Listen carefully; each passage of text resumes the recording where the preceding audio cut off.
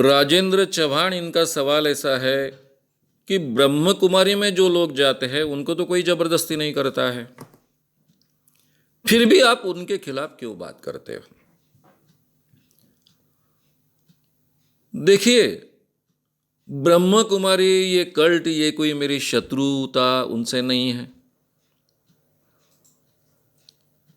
ना ही केवल उन पर टीका करनी है इसलिए मैं उनके बारे में बोलता हूं। मेरे पूरे जीवन का उद्देश्य ही मैंने माना है कि मेरे जीवन की कोशिश है इंसान को बेहतर इंसान बनाने की, बेहतर इंसान बनाने की,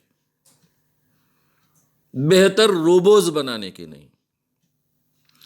रोबो कितना भी अच्छा हो जाए, ये रोबो सिगारेट नहीं पीता है, शराब नहीं पीता है, कोई बुरा काम नहीं करता है, बहुत अच्छा बर्ताव करता है, लोगों की सेवा करता है, लेकिन वो रोबो है, उसमें विचार करने की क्षमता नहीं है। मैं उसको इंसान तो नहीं कह सकता। तो ये ध्यान में रखिए कि प्रजापिता ब्रह्म कुमारी ये पूरा का पूरा कल्ट इंसान के रोबो बनाने की कल्ट है, अच्छे रोबो बनाने की कल्ट है। मैं ये नहीं कहता कि बुरे रोबो बनाने की कल्ट है। वो जो ब्रह्मचर्य लोगों को सिखाते हैं उसके बारे में भी मेरा कोई बहुत शत्रुता नहीं है। मैं मानता हूं कि ब्रह्मचर्य का आग्रह लोगों के दिमाग में डालना ये विकृति पैदा करने वाली चीज है, ये मानव जाति के लिए अहितकारक है। लेकिन भारत जैसे देश में, जिस देश में इतनी बड़ी जनसंख्या है, वहां पर अगर कुछ 2-4-5 करोड़ लोगों ने बच्चे पैदा न करना तय किया और जिंदगी भर ब्रह्मचर्य स्वीकार किया तो भी भारत जैसे देश में कोई ज़्यादा फर्क नहीं गिरने वाला है, इससे कोई देश का नुकसान नहीं होने वाला है। इसलिए भी वो मेरे लिए बहुत ऑब्जेक्शन का मुद्दा नहीं है। ज़्यादा से ज़्यादा मैं इतना ही आगाह करूंगा कि जो लोग प्रजापिता ब्रह्म कुमारी में जाते हैं उनके साथ में कभी भी शादी का रिश्ता मत बनाइए, आपके जीवन में बड़ी समस्याएं निर्माण होगी। इतना ही ज़्यादा से ज़्यादा आगाह करूंगा। मेरा सबसे बड़ा ऑब्जेक्शन है कि सम्मोहन जैसी प्रक्रिया, मैं रिपीट कर रहा हूं, सम्मोहन जैसी प्रक्रिया, मेडिटेशन के बारे में मेरा बहुत अच्छा अभ्यास है, सम्मोहन का मेरा बहुत अच्छा अभ्यास है, दोनों का फर्क मैं जानता हूं। मेडिटेशन में कहीं भी सजेशन नहीं दिए जाते। मेडिटेशन की प्रक्रिया में सजेशन का प्रयोग करने का ही मतलब होता है सम्मोहन। दोनों में इतना ही अंतर है। प्रजापिता ब्रह्म कुमारी कल्ट में सम्मोहन का उपयोग किया जाता है, उसमें सजेशन दिए जाते हैं और उसके जरिए लोगों का इस ढंग से ब्रेन वॉशिंग किया जाता है कि प्रजापिता में जाने वाले लोग कुछ ही सालों में उनके रोबोज बन जाते हैं।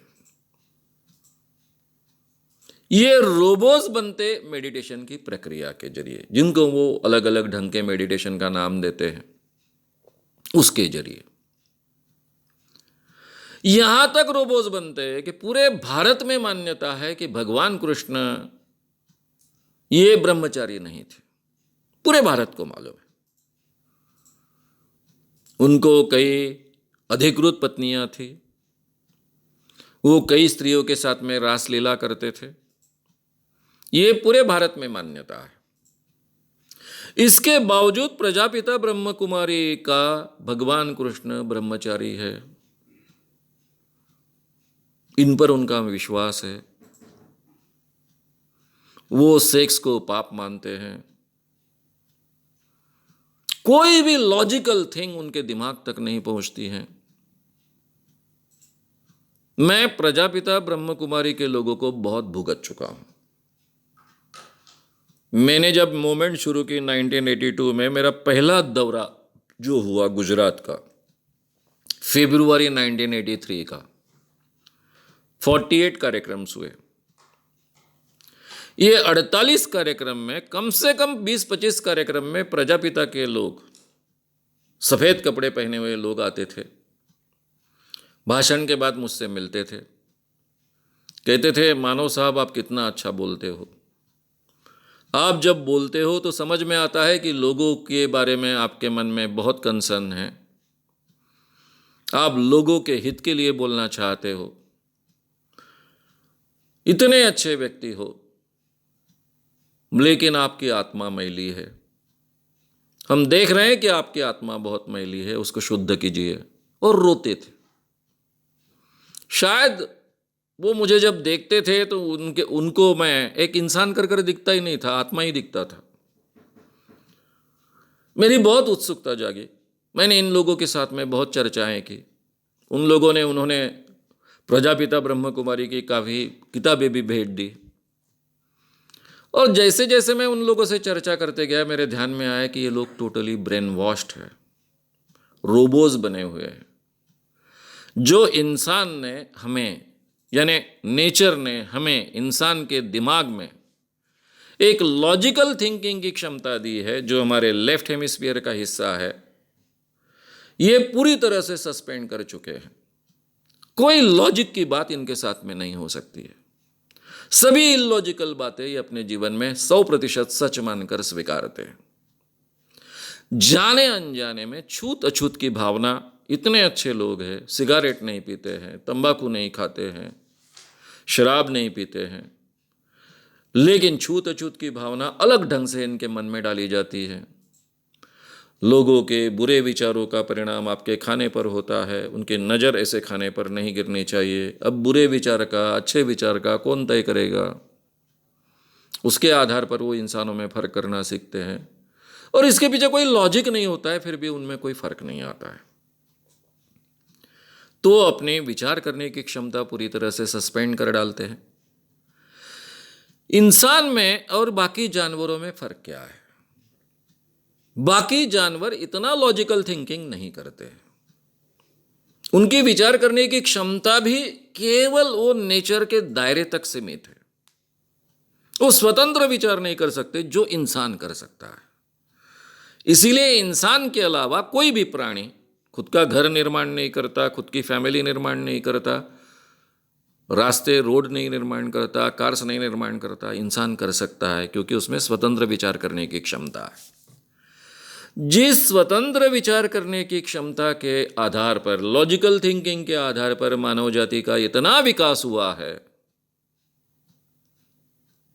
उसी मानव जाति को लॉजिकल थिंकिंग से पूरी तरह से परास्त कर देना, उसका लॉजिकल थिंकिंग पूरी तरह से रोक देना और उनको रोबो बनाना, ये मुझे बहुत भयानक कृत्य लगता है।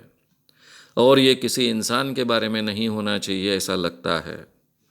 इंसान की विचार करने की क्षमता, ये मेरे लिए बहुत ही मौल्यवान चीज़ है।